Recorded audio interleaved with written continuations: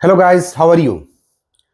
जैसा कि आप लोगों को पता है कि मैं पिछले वीडियो में आप लोगों को जो इन्फॉर्मेशन प्रोवाइड किया था वो था कि एक कोर्ट किसी के अपीयरेंस को इंश्योर करने के लिए, सर्टेन करने के लिए, असर्टेन करने के लिए क्या क्या प्रोसीजर फॉलो करते हैं, राइट।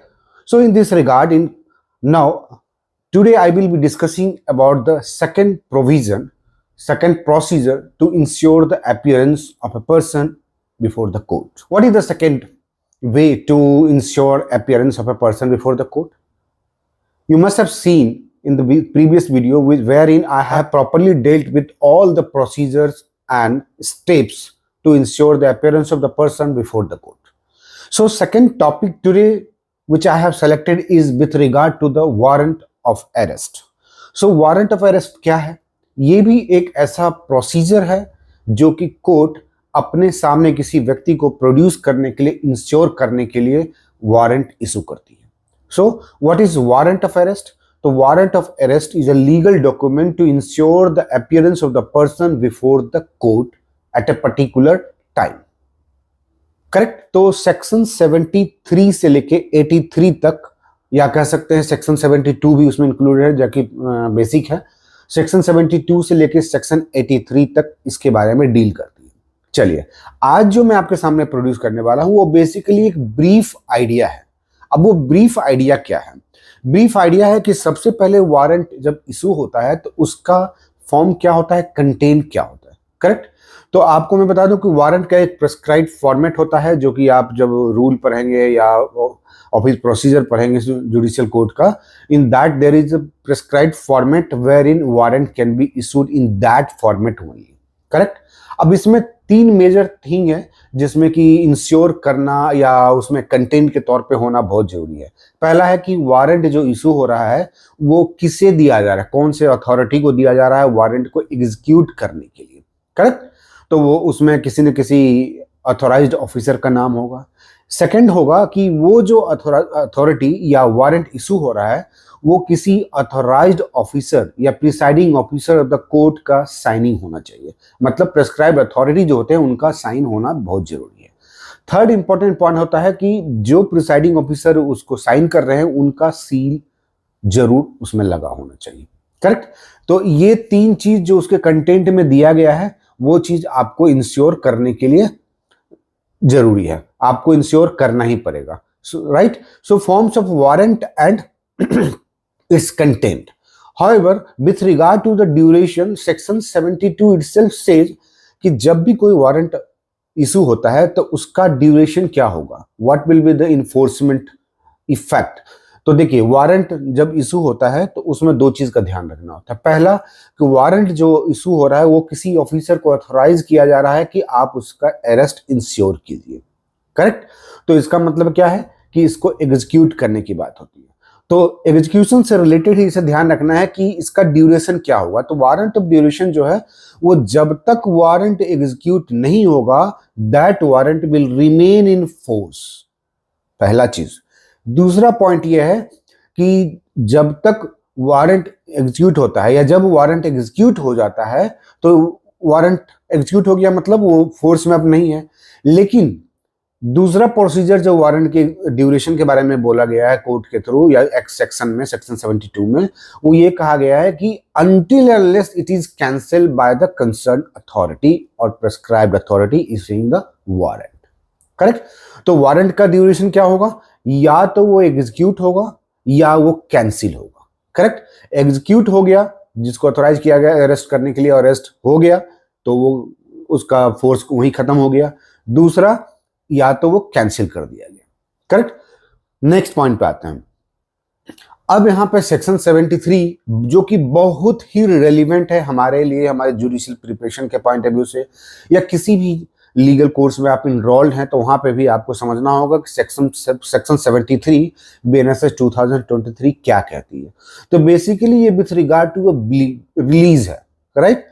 तो रिलीज करने के प्रोसीजर के बारे में बताया। जैसे आपने सुना होगा, फिल्म में भी देखा होगा, ये लीगल प्रोसीडिंग में आप इंटर कर चुके हैं या प्रोसीडिंग में हैं या लीगल कोर्स कर रहे हैं तो वहां पे आप देखेंगे रिलीज की बात आती है तो बॉन्ड की बात आती है, सिक्योरिटीज की बात आती है। तो सिमिलरली यहाँ पे कहा गया है कि सेक्शन 73 में कि जो भी कोर्ट वारंट को इशू करती है, उस वारंट में इंडोर्समेंट के तौर पे कोर्ट ये भी स्पेसिफाई करती है कि क्या ये रिलीज के रेस्पेक्ट में श्योरिटीज के आधार पे या श्योरिटी इंपाउंड करने के बाद, श्योरिटी लेने के बाद क्या रिलीज किया जा सकता है, मतलब वो अवेलेबल है या नॉन अवेलेबल ऑफेंस है, ये भी इंफॉर्मेशन होना चाहिए। करेक्ट।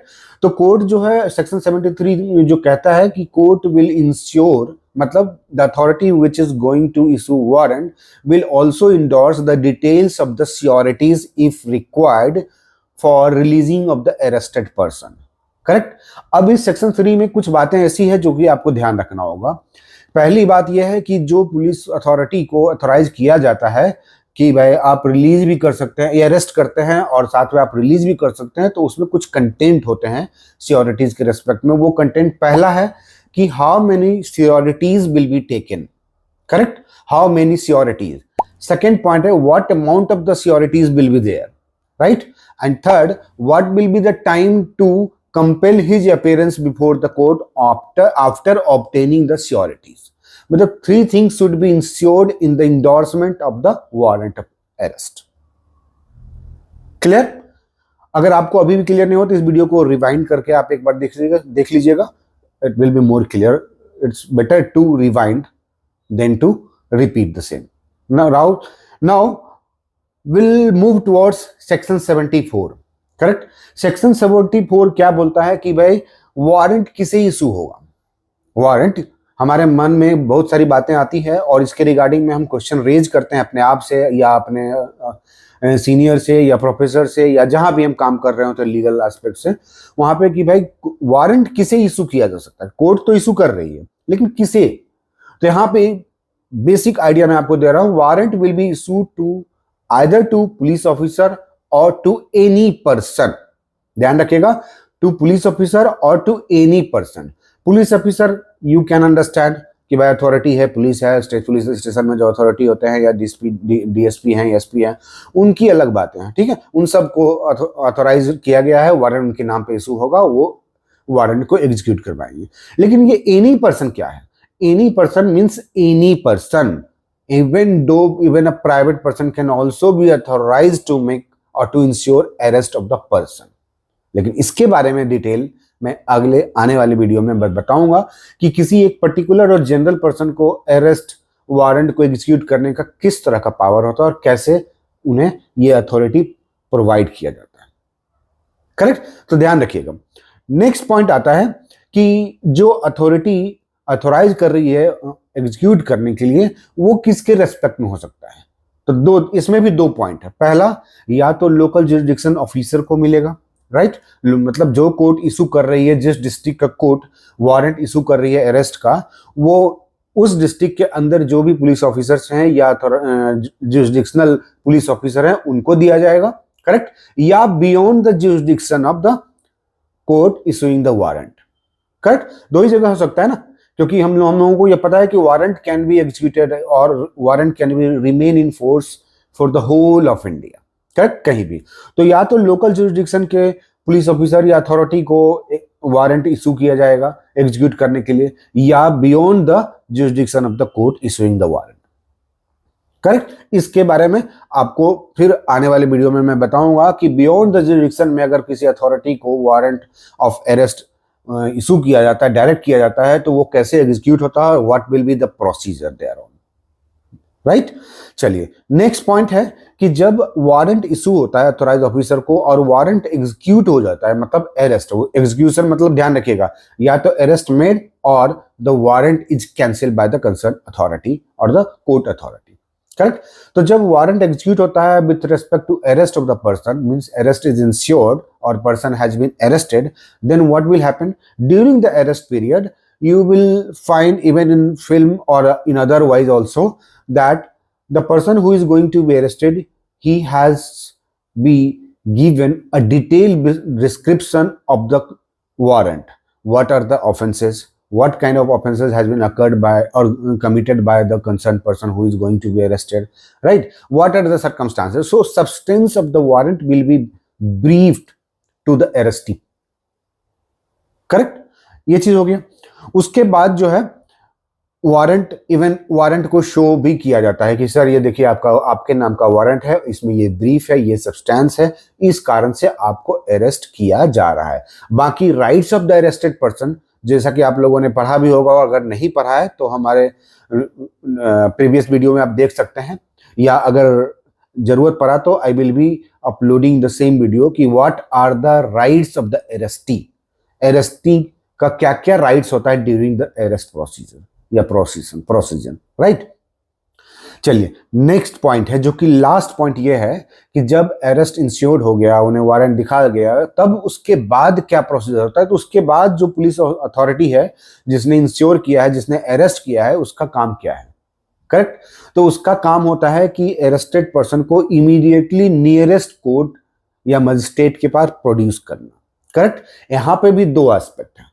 पहला कि अगर ये arrest beyond the jurisdiction of the court issuing the warrant है तो क्या होगा, करेक्ट।